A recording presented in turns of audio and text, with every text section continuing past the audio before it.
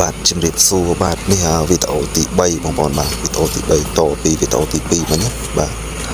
ខ្ញុំកុំឲ្យវែងពេកចឹងដើម្បីឲ្យកុំឲ្យបងប្អូនមើលទៅមានអារម្មណ៍ថារំខានចឹងណាបងប្អូន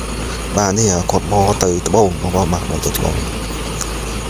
បូងហើយខាងក្រោយនោះគាត់មានកន្ទប់សេះមួយទៀតចឹងហើយគាត់បោទៅមុខទៅដើម្បីឲ្យអាក្រោយនោះគាត់បាខាងក្រោយចឹងគាត់ទៅបាខាងមុខចឹងហើយនេះជាវីដេអូទី3បងប្អូនបាទហើយគេធ្វើស្ទឹងបងប្អូននៅខាងបរិស័ទបងប្អូនគេធ្វើពី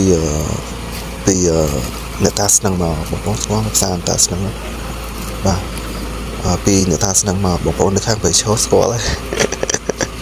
ខាងបរិឈរស្គាល់បងប្អូនបាទផ្សារអ្នកតាស្នឹងមិនណាមិនស្គាល់ផ្សារអ្នកតាស្នឹងហើយនេះគាត់ទៅបានៅខាងត្បូងបងប្អូននេះខាងមុខផ្ទះបងប្អូនខ្ញុំហ្នឹងហើយខាងមុខផ្ទះបងប្អូនខ្ញុំដល់ពីហ្នឹងក្មេងៗគាត់ឡើង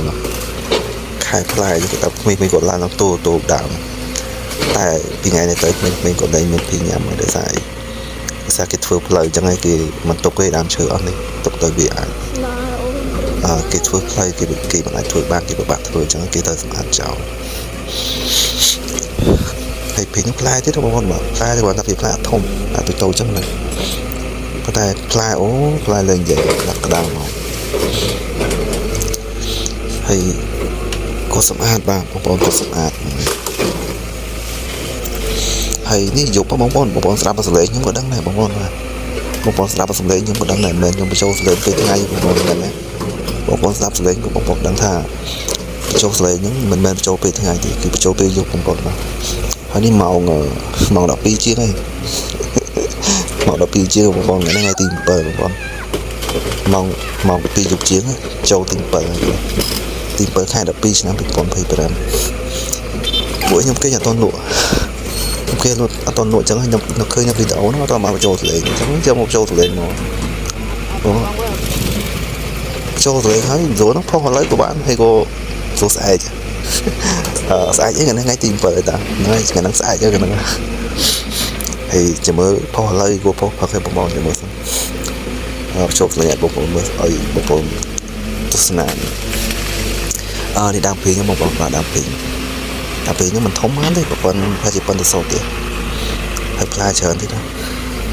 តែថ្ងៃនេះទៅក្មេងៗគាត់លេងបានពេញញ៉ាំដោយសារគេធ្វើផ្លូវហើយភ័យច្រើនបងប្អូនឃើញដល់ចាំមកគេកាយសម្អាតសម្បត្តិម៉ាសាអញ្ចឹងទៅបន្ទាប់មកគេឲ្យអាធាក់ឈូសតាមគ្របនៅខាងពីតាស្នឹងមកគេឈូសហើយបងប្អូនខាងពីតាស្នឹងមកដល់ចុងភូមិបរិស័ទហ្នឹងគេឈូសហើយខ្ញុំទៅឯមុនគេឈូសស្អាតចេញតែខ្ញុំទៅអត់ទាន់គេបាអញ្ចឹងទេអត់ទៅទាន់គេបាដុកសេះបាទេដុកសេះគេបាហើយខ្ញុំទៅទាន់អាធាក់ឈូសគាត់បាហើយទៅគាត់ឈូសខ្នល់ឈូសអីអាខ្នល់តែមានស្មៅមួយដុសអីចឹងមានភ័យវិញគាត់ឈូសយកគល់ឈើអីចឹងទៅអូយគល់ឈើច្រើនណាស់ខាត់ជើងនោះអីពីចុងភូមិបរិស័ទទៅសាតាស្នឹងគល់ឈើធំមកគល់ឈើលើកពីរនាក់ឯងមួយមកនៅតាមស្ទឹងហើយវីដេអូនេះវែងណាស់បងប្អូនបាទអញ្ចឹងខ្ញុំសូមកាត់ដំណឹងសិនបងប្អូនហ្នឹងហើយចាំជួបវីដេអូក្រោយទៀតបងប្អូនបាទកុំឲ្យវែងពេកបាទអរគុណច្រើនសូមជួយ like និង share វីដេអូនេះមួយផងបងប្អូនបាទ